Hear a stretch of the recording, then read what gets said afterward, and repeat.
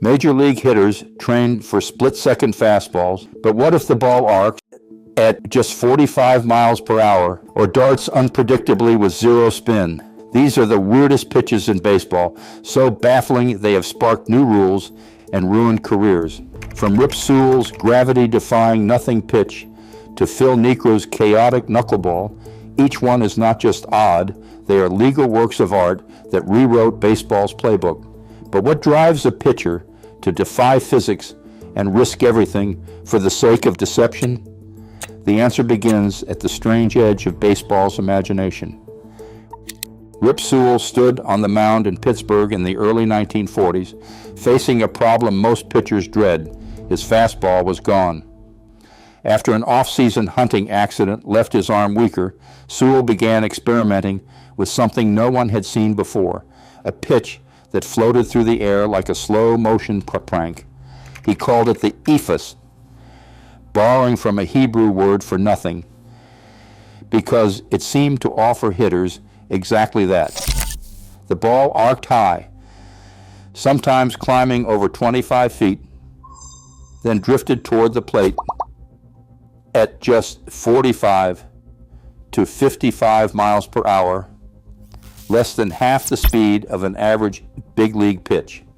Batters trained for speed found themselves helpless. Their timing collapsed, swinging far too early, or standing frozen as the ball dropped gently into the strike zone. The Eephus was not just a trick, it was a test of nerve. In the 1946 All-Star Game, Sewell lobbed his creation at Ted Williams, one of the greatest hitters in history. Williams fouled off the first, then warned Sewell not to try it again. Sewell, grinning, threw another. Williams launched it for a home run, but even he tipped his cap, acknowledging the audacity of the pitch. Sewell later said that the Eephus ain't nothing, and that's exactly what it is. The pitch's theatrical arc and snail's pace turned baseball's logic upside down. Casey Stengel had tossed the slow lobs in the 1920s, and decades later, Bill Spaceman Lee revived the Eephus as a nod to baseball's playful side. The Eephus proved that sometimes the weirdest legal pitch can look like a joke until it leaves the best hitters baffled and the crowd roaring with delight. A baseball spinning at over 2,000 revolutions per minute will bend and dart as physics predicts, but the knuckleball is a rebellion against that order, a pitch designed for chaos. Eddie Saccott first experimented with the grip in the early 19-teens, pressing his fingertips or knuckles against the seams to kill the spin. The result, a ball drifting toward the plate with less than 150 revolutions per minute, sometimes under 100. For comparison, even the slowest curveballs spin more than 10 times as fast. In the hands of Phil Niekro, the knuckleball became a career. Niekro pitched well into his late 40s, baffling generations of hitters and catchers alike. He once joked, "Even I have no idea where it's going half the time." That was not an exaggeration. The pitch's path is at the mercy of the air, seams grabbing pockets of turbulence, sending the ball zigzagging at the last instant. StatCast overlays show no two knuckleballs break the same way. But for every batter left guessing, a catcher paid the price. Pass balls piled up. Bob Wacker, who caught knuckleballers in the 1960s, called it the best way to get to the backstop in a hurry. Doug Mirabelli once had to be flown by emergency police escort to catch Tim Wakefield for the Red Sox. His glove was custom built just to survive the assignment. Charlie Howe, Tim Wakefield, and R.A. Dickey all extended their careers with this pitch, but every knuckleball game was a gamble for both pitcher and catcher. The knuckleball's unpredictability is its magic and its menace. Christy Matheson, pitching for the New York Giants in the 1910s, made the screwball famous by twisting his wrist sharply at release, sending the ball spinning away from a right-handed batter in the opposite direction of a curve. The move looked almost unnatural, as if the arm was being wrung out like a towel. In the decades that followed, few dared to master it. Fernando Valenzuela's arrival with the Dodgers in 1981 brought the screwball roaring back into the spotlight. Valenzuela's delivery, with its distinctive arm motion and sudden darting break, became a sensation. Fans called it Fernando Mania. Hitters, meanwhile, struggled to track the ball as it faded sharply inside, defying their expectations and their swings. But behind the magic, the screwball carried a hidden cost. Biomechanical studies, including those by Dr. Glenn Fleissig at the American Sports Medicine Institute, measured the forces on a pitcher's elbow. The screwball's pronation, turning the palm outward, was long rumored to destroy arms. Yet lab results showed its valgus torque at the elbow, the stress that leads to UCL injuries, averaged 63 to 67 Newton meters, comparable to or even slightly less than a standard fastball or curve. The real danger came not from the pitch itself, but from the difficulty of repeating the motion safely, especially over hundreds of innings. Valenzuela once said, "The screwball got me to the big leagues, but every time I threw it, I knew it was a risk." Mike Cuellar, Tug McGraw, and a handful of others extended their careers with the screwball, but the pitch nearly vanished as teams grew wary of injury. Today, coaches and doctors debate its legacy. Was it a marvel of deception or a gamble with a pitcher's future? The screwball story is a reminder that in baseball, creativity often comes with a price, and every advantage carries its own shadow. In Japanese baseball, the shuuto stands apart, a pitch that darts inside to opposite-handed batters, often mistaken by Western scouts for a two-seamer or sinker. Masaji Hiromatsu, a star in Nippon professional baseball during the 1970s, mastered the shuuto by gripping the ball off-center and applying focused pressure with his index and middle fingers. This grip, combined with a forceful wrist action, sends the ball on a path that veers sharply inside, crowding hitters and shattering bats. Unlike the screwball, the shuuto achieves its movement without putting excessive strain on the elbow, making it a staple in Japanese pitching arsenals. Daisuke Matsuzaka and Shohei Ohtani have both used the shuuto to great effect, blending it into their repertoires and confounding Major League Baseball hitters unfamiliar with its late heavy break.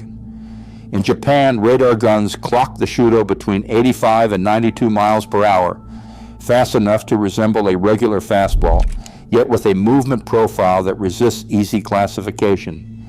The confusion over the shuuto's identity highlights the cultural divide in pitch taxonomy, as scouts and analysts debate whether it is simply a variant of the sinker or a unique invention born of Japanese innovation. For hitters, the label hardly matters. The ball's sudden inside dart is what leaves them guessing. Halfway between a slider and a curveball, the slurve is a pitch born from experimentation. Its name hints at its origin, a fusion of two classic breaking balls with a grip that splits the difference. Instead of snapping the wrist sharply like a slider or pulling down for a curve, the pitcher digs the fingers a bit deeper, finding a grip that creates both lateral sweep and vertical drop. The result is a pitch that veers unpredictably, sometimes darting across the plate, sometimes tumbling downward. By the 1990s, few pitchers wielded the slurve with more menace than Randy Johnson. Standing 6'10", Johnson unleashed a slurve that blurred the line between pitches, clocking in at speeds that matched his fastball but breaking with a unique sweeping motion. Hitters flailed as the ball vanished out of the strike zone. StatCast later recorded some of the highest swing and miss rates in the league when Johnson unleashed his hybrid.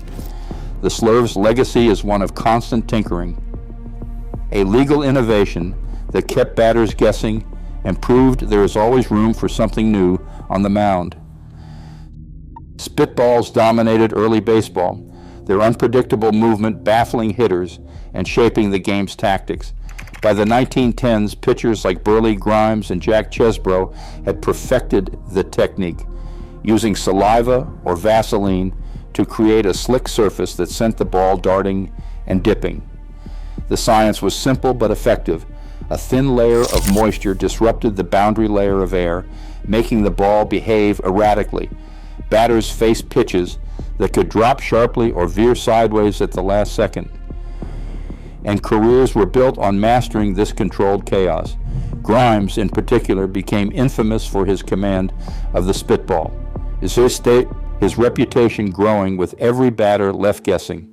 But mounting controversy and a growing concern for safety, especially after Ray Chapman's fatal beaning, forced Major League Baseball's hand.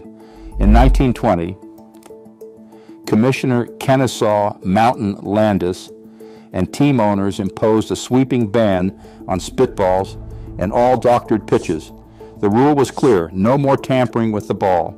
Yet 17 pitchers, including Grimes and Jack Quinn, were granted a grandfather clause, allowing them to continue throwing spitballs until they retired. This exception created a strange divide. Grimes, now one of the last legal spitballers, used the rule to his advantage, extending his career by 14 seasons and taunting hitters with his signature grin. Emery paper was a new trick. Pitchers had started using it to scuff the ball, a tactic that made pitches even more unpredictable. Bullet Joe Bush was famously caught in 1914 when umpires found suspicious scratches on the ball. Scientific studies from the era and modern wind tunnel tests show that even minor abrasions can disrupt airflow, causing the ball to break sharply. In response, the league banned all forms of ball doctoring, instructing umpires to remove tampered balls and penalize offenders. As historian Dr. Thorne observes, the 1920 ban marked not an end but a turning point, pushing pitchers to seek new ways to bend the rules.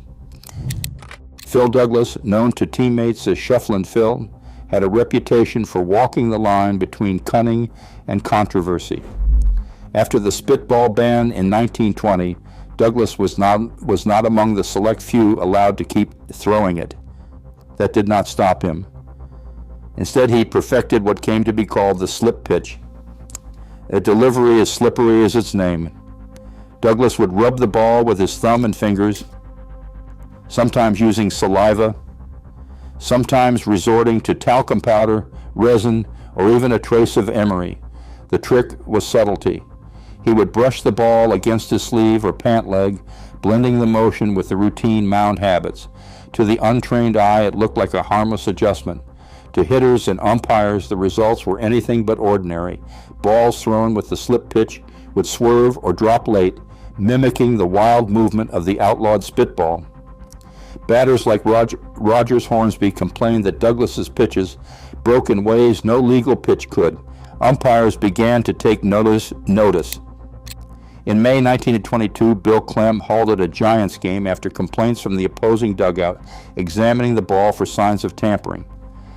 Though Douglas avoided ejection, he received a stern warning and later that season a $100 fine. Newspaper headlines and league records from the era to document repeated investigations, but the evidence was often circumstantial. Inspectors looked for residue, discoloration, or the faint scent of resin, but Douglas's skill lay in leaving little behind. The league's response grew more aggressive, with more frequent ball inspections, surprise checks of pitchers' uniforms, and tighter scrutiny of suspicious movement. Pitchers, in turn, adapted with new tricks, hiding substances in cap linings or stitching. The slip pitch era became a contest of wits. Pitchers like Douglas forced baseball to invent new policing methods, while players and managers traded accusations and countermeasures. The arms race between innovation and enforcement had begun, a cat-and-mouse game that would shape how the sport handled rule breaking for decades to come. Daisuke Matsuzaka arrived in the United States with rumors swirling about a pitch that seemed to defy baseball's known physics. Some called it the gyroball. The gyroball was first described by Japanese physicist Dr. Ryu Tauro Hameno. It was said to spin like a football. Its axis pointed straight down the line of flight, not tilted the way a curve or slider tilts. The media hyped a revolution, promising wicked, unheard-of movement.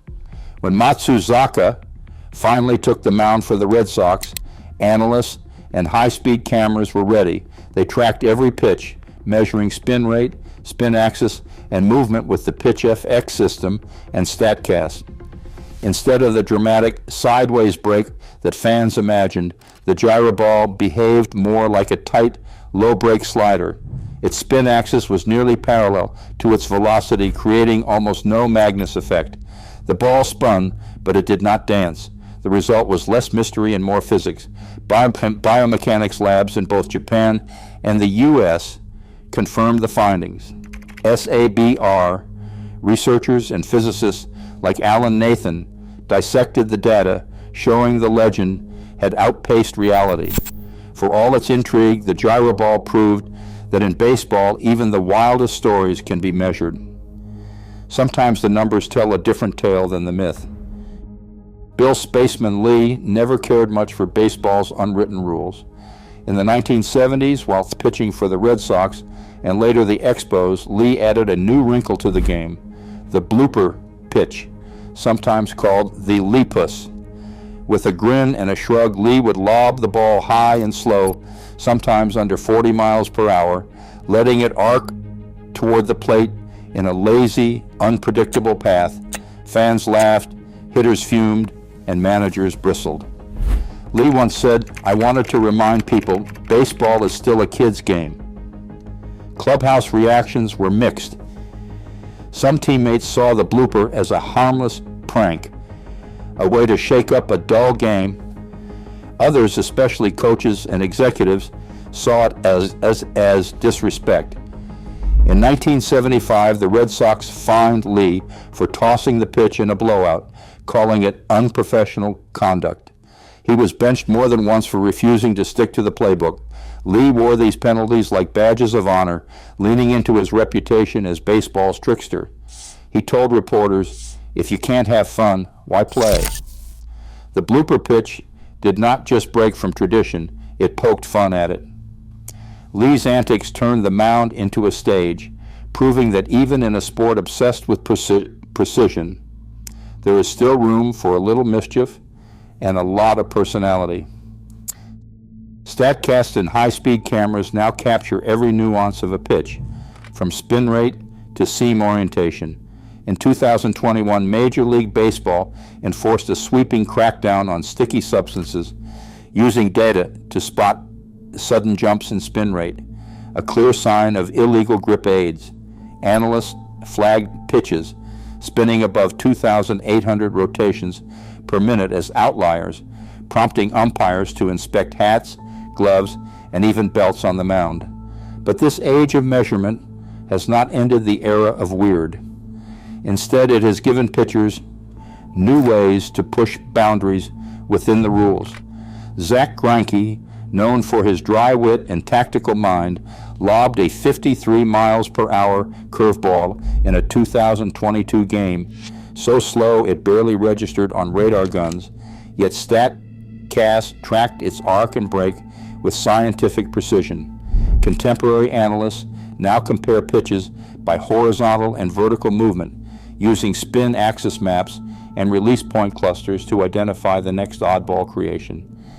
The very tools designed to police the game have inspired a new generation to experiment, blending tradition with technology. Baseball's weirdest pitches are not relics, they are data points, always waiting for the next outlier to make history. Today's hitters face pitches tracked by high-speed cameras and analyzed by AI, yet unpredictability still wins games. As advanced metrics dissect every delivery, the weird pitch remains baseball's unsolved riddle. Innovation finds new forms, but the urge to defy expectations endures. Each strange grip is a reminder, even in a sport of numbers, the human imagination refuses to be measured.